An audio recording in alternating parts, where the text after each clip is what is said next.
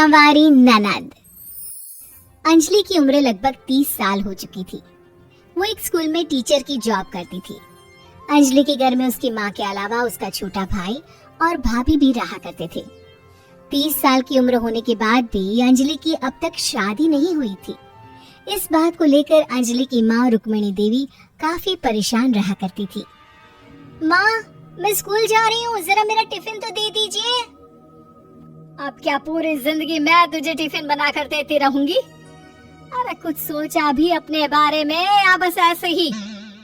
क्या माँ, सुबह सुबह फिर वही बातें लेकर बैठ गई?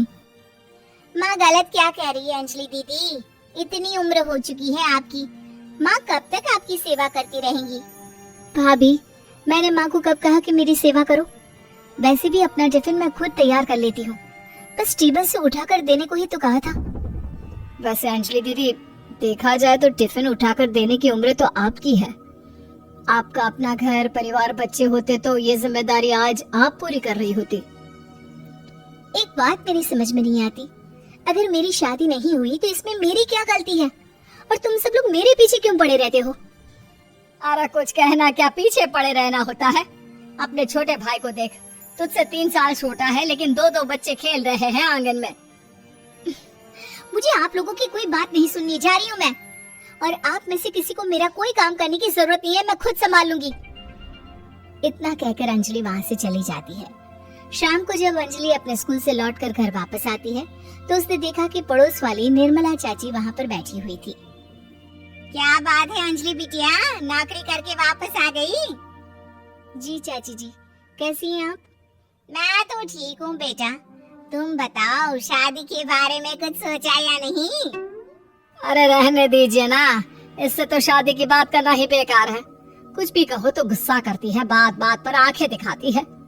माँ, आप ऐसा क्यों कह रही है? मैंने कब आप पर गुस्सा किया? अरे अंजलि बेटा, तुम्हारी माँ ठीक ही तो कहती है। 30 की होने आई हो, अब तुम्हें भी शादी वादी कर लेनी चाहिए। चाची जी, आप तो ऐसे कह रही हैं जैसे शादी करने से मैंने मना किया हो। रहने दीजिए निर्मला चाची, हमारी अंजलि दीदी को अभी तक उनकी पसंद का दूल्हा नहीं मिला ना, इसीलिए वो शादी नहीं कर रही। भाभी, ऐसी कोई बात नहीं है। अरे तो फिर क्या बात है? तुम्हारी माँ ने तुम्हारे लिए इतने रिश्ते ढूंढे लेकिन तुम्हें कोई पसंद ही नहीं आता। क्या है ना चाची जी, हमारी ननद रानी नौकरी जो करती है ऐसे ही थोड़ी ना किसी को पसंद कर लेंगी।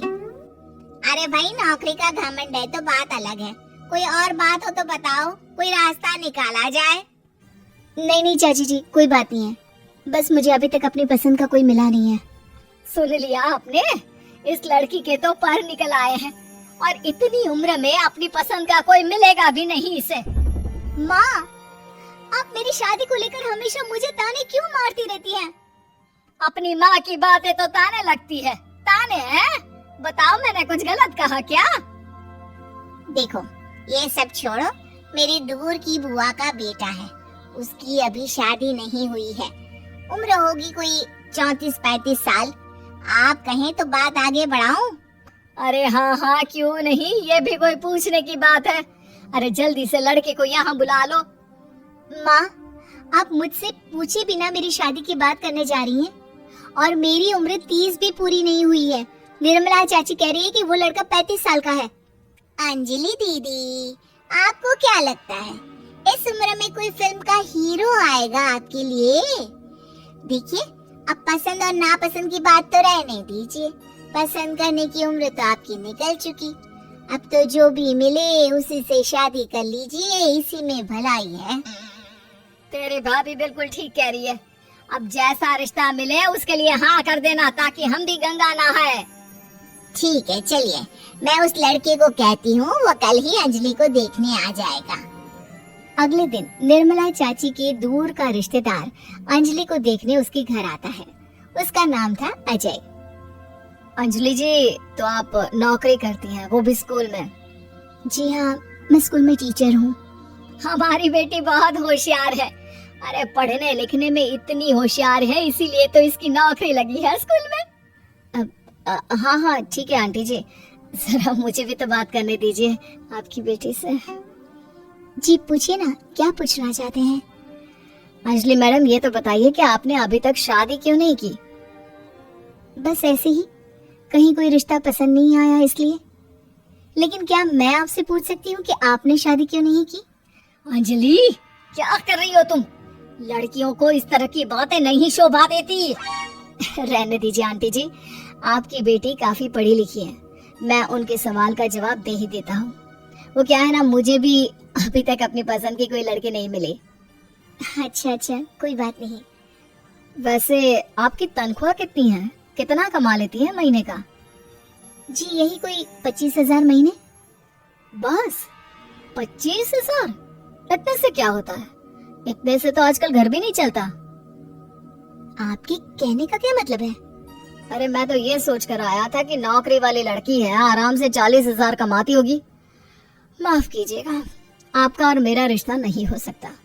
जी कोई बात नहीं, मुझे भी आपके साथ शादी करने में कोई इंटरेस्ट नहीं है। अंजलि, किस तरह की बात कर रही हो? घर आए रिश्ते को ठुकरा रही हो तुम। दीदी, अब इस उम्र में आपको इतनी अकड़ नहीं दिखानी चाहिए। अच्छा खासा रिश्ता हाथ से निकल गया, कहीं ऐसा ना हो कि जिंदगी भर कुंवारी ही रह जाओ आप।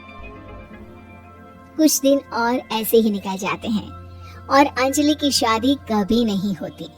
अंजलि के परिवार वाले बिंदास उसे ताने मारते रहते हैं, लेकिन अंजलि एक बड़ी नौकरी की तैयारी करती है और उसमें सिलेक्ट होने के बाद अंजलि को एक बहुत बड़ी नौकरी मिल जाती है।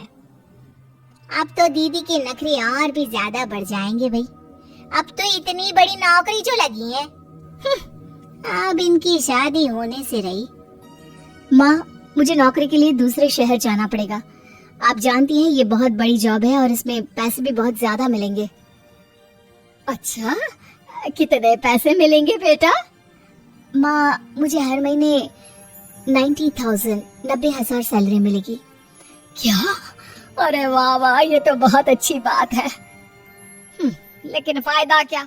कितने भी पैसे मिले, शादी तो हुई नहीं ना तुम्हारी।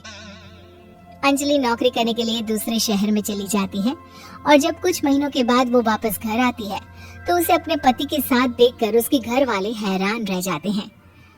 अरे अंजलि, तूने शादी कर ली और हमें बताया तक नहीं। और दामाद जी करते क्या हैं? इतनी बड़ी कार है उनकी। माँ, मैं आपको सब कुछ बताना चाहती थी, लेकिन आप सबके ताने सुनकर बहुत दुखी हो गई थी और इसलिए मैंने अपनी पसंद से शादी कर ली। मेरे पति मेरे साथ ही ऑफिस में नौकरी करते हैं और बहुत बड़े अफसर हैं। और एक बात बताऊं माँ, आज मैं बहुत खुश हूँ।